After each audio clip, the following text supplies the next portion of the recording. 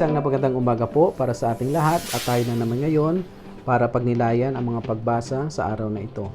Sa ating pong unang pagbasa mga kapatid, ating pong napakinggan ang sulat ni Propeta Ezekiel na kung saan isinasalarawan niya rito ang kapangyarihan ng Diyos na baguhin ang masamang dulot ng pagkakasala, kahinaan at pagtalikod ng piniling bayan ng Diyos, ang Israel at ang Juda. Dito po mga kapatid, isinasalarawan ang napakadakila na pananaw ni Propeta Ezekiel patungkol sa kapangyarihan ng ating pong Panginoong Diyos na magbago ng buhay o magbigay ng buhay sa mga taong nawala ng buhay dahil sila po'y makasalanan at tumalikod sa ating pong Panginoong Diyos. Kung tayo po halimbawa mga kapatid tulad ng piniling bayan ng Diyos na ipinapahayag sa ating Ebanghelyo, huwag po tayo mag-alala, lumapit tayo sa Kanya, bibigyan tayo ng Diyos ng buhay at espiritu, at yan po ay pag-asa.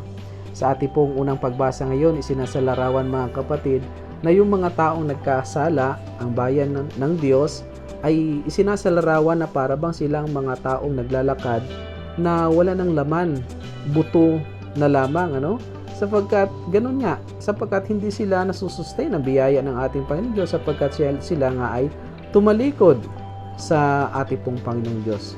Kaya sila, pag isipin na lang natin na sila ay naglalakad na parang buto, mga malnourished na sila, pero ito po'y spiritual, na bagay, marahil sila po ay basag-basag na sapagkat walang nagbibigay sa kanila ng lakas. Ang kanilang basihan lamang, kanilang mga material na bagay na kung saan sila po ay wala. Isipin na lang natin ganun, kapag wala ang Diyos sa kanila, ano na lang kaya yung substance?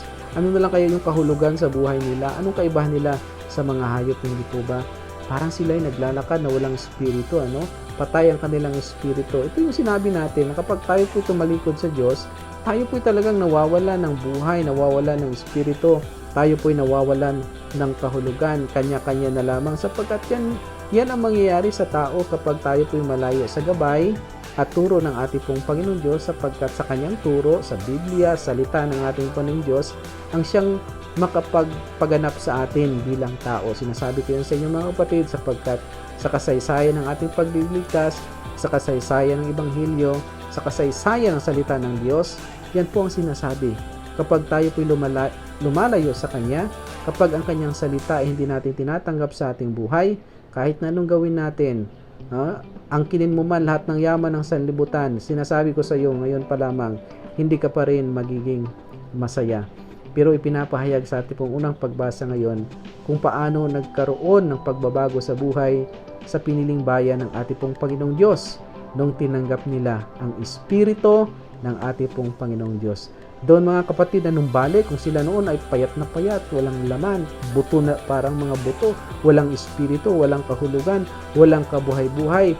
Nung ang Espiritu ng Diyos ay nanahan sa kanila, wow mga kapatid, bumalik sa kung paano sila nilikha ng ating Panginoon Diyos. Nagkaroon ng ngiti sa kanilang mga labi, nagkaroon ng kulay ang kanilang mga mukha, nagkaroon sila ng kasiyahan, nagkaroon sila ng kapayapaan.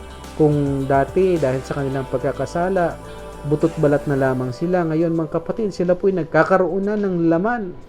Nagiging masaya na sila kasama ang kanilang mga mahal sa buhay. Naging masaya na sila habang kanilang nakakahalamuha ang kanilang mga kapitbahay, ang kanilang mga kakilala, pati na ang kanilang mga kaaway, higit lalo. Sapagkat katulad ng ating sinabi, binago sila ng Espiritu ng ating pong Panginoong Diyos. Kaya ito mangyayari sa ating mga kapatid kapag tayo po'y nakaranas na parabang walang kahulugan, walang saysay. Hayaan natin ang ating pong Panginoong Diyos ay manahan sa atin at tayo po'y katulad na piniling bayan ng Diyos, tayo din po'y bibigyan niya ng panibagong buhay at tayo i-restore niya sa kung paano ninais ng ating pong Panginoong Diyos na tayo'y maging sa Kanya.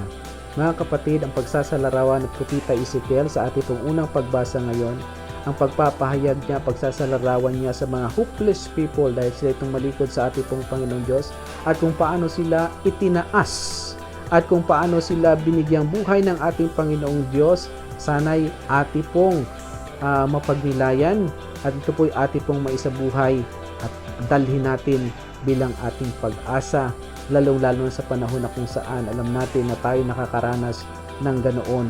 Butot balat na lamang tayo spiritually sapagkat napakahabang panahon tayo po'y tumalikod sa ating Panginoong Diyos.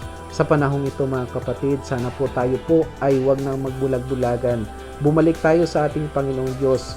Kung sa mga nakalipas taon, buwan, ay tila bang we take for granted ang presensya ng ating Panginoong Diyos, alam natin na nandun siya pero hindi tayo nag-commit sa Kanya. Sinasabi natin na tayo mga Kristiyano, ngunit hindi naman tayo mga disipulo ng ating Panginoong Diyos, walang commitment.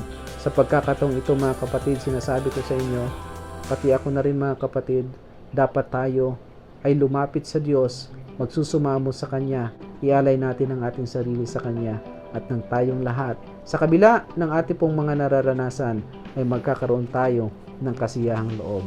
Sa ating Ebanghelyo ngayon mga kapatid, isinasalarawan sa mga nakalipas na araw pa, ang yaman na dulot ng ating pong pananampalataya o yaman espiritual. Alam nyo mga kapatid, sa buhay ng tao, alam ko na alam ninyo na ang pinakamahalaga na hindi nawawala sa longing o nais ng bawat tao ay yung kanyang spiritual life.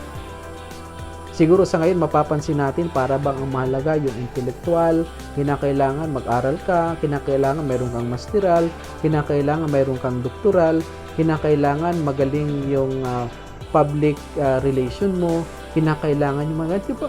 Yun yung parang nagiging pangunahin sa mga panahon. Alam natin na mayroong pinakamahalaga yung spiritual na bagay, pero sa realidad sa panahon natin ngayon, parang ito yung pinakahuling prioridad natin sa buhay natin. Ano po?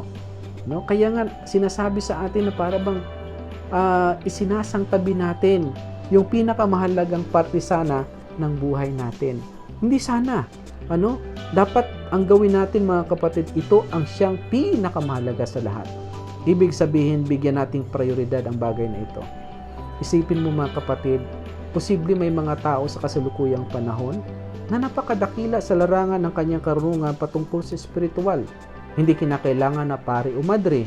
Posible na kakapitbahay ninyo, kakilala ninyo, o mga membro ng ating mga ministries, sila po'y mayroong spiritual na yaman, kaya lamang ang mga ito mga kapatid ay nananatiling parang napakaliit na individual lamang dyan sa tabi-tabi. Bakit kaya mga kapatid ganoon tayo? Ano po? At ganito mga kapatid, yung para bang naging sistema natin, hindi po ba? Hindi lamang yung may mga dakilang kaalaman ang parabang napakaliit sa lipunan, bagkus tayo rin po sa larangan ng spiritual ay nangliliit hanggang sa nawawal ang bagay na ito sa buhay natin, na parabang tayo tulad ng piniling bayan ng Israel na tumalikod sa Diyos, butot balat na lamang spiritually. Alam nyo mga kapatid, ang spiritual na aspeto sa buhay ng tao, ito po yung tinatawag nating dynamic. Ibig sabihin, it continues to progress. It continues to change us. Pero alam natin mga kapatid, na ito din po ay mayroong tendency na talagang mawawala sapagkat hindi siya pinaprioritize ng tao. Kaya ano pong dapat natin gawin? Kinakailangan na tayo po'y mayroong pamamaraan, mayroong disiplina, at mayroong mga ginagawang pagsasabuhay sa mga salita ng ating pong Panginoong Diyos upang hindi tuluyan na mawala at maisang tabi yung ating pong pinakamahalagang aspeto, ang ating pong spiritual na buhay sa pananampalataya natin sa ating pong Panginoong Diyos. Alam niyo mga kapatid, sa mga nakalipas na ebanghelyo na pakinggan natin patungkol doon sa isang mayaman na tao na kung saan ay nagtanong sa ating Panginoong Diyos, ano po bang dapat kong gawin upang makamtan ko ang buhay na walang hanggan at ang kaligtasan? Ang katanungan ito mga kapatid, actually dapat ay ating pong tanong. At binigyan ito ng sagot ng ating pong Panginoong Hesus. Sinabi niya mga kapatid na mahalaga sa isang tao na siya ay matuto at mapalagod niya ang kanyang spiritual na buhay sa larangan ng pagsasabuhay ng salita ng Diyos kaysa mananatili na sundin lamang ang 10 utos na wala ang espiritu nito sa buhay na mayroon tayo sa araw-araw. Ang mabuhay sa paghahari o sa kaharian ng ating pong Panginoong Diyos mga kapatid ay hindi po choice natin. Bagkus ito po ay ang pagsunod sa kalooban ng Diyos bilang kanyang alagad. Hindi po ito magic. Ito po ay dahan-dahan na mabuo sa atin kung tayo po'y mananatili lamang na matapat sa ating pong Panginoong Diyos, maging matapat sa pinakahaligi ng ating pong pananampalataya at pagsunod sa kanyang mga utos, ang mahalin ng Diyos at ang mahalin ng ating kapwa. At lahat ng bagay, mga kapatid, ay nakadepende sa kung paano natin natutunang mahalin ng Diyos, mahalin ng ating kapwa. Ang ating spiritual na buhay ay maaring magiging masagana kapag ito ay nakatungtong sa pagmamahal sa Diyos at sa pagmamahal sa kapwa. Kaya po mga kapatid, sumunod po tayo sa agos, sa ihip ng ating pong pananampalataya. Hayaan natin ang Espiritu ng ating pong Panginoong Diyos ang siyang magdala sa atin sa buhay na kung saan inihanda ng ating Panginoong Diyos para sa atin.